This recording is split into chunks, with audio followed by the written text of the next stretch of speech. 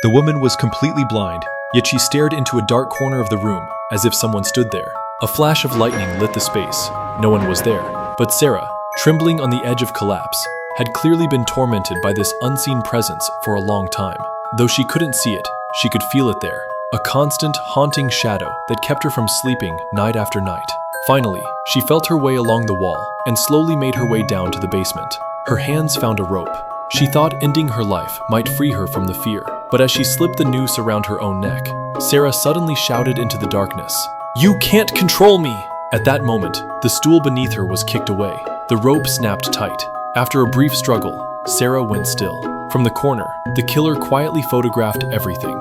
The next day, Sarah's sister Julia and her husband Eric went to check on her. They called out at the house, but got no answer. Dread settled in. Julia and Eric broke a pane of glass in the back door and climbed inside. The house was a mess. Julia rushed upstairs to check the bedroom, while Eric noticed the basement door slightly open.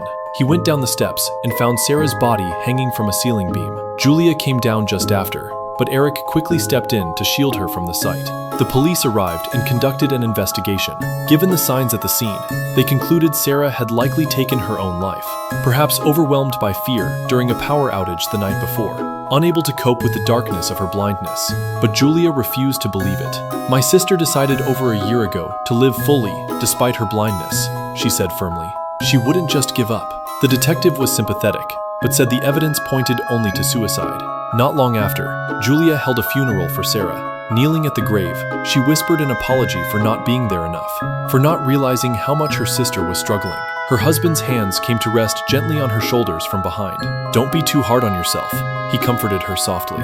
"There's nothing more we can do." But when Julia looked up through her tears, she saw her husband several steps away.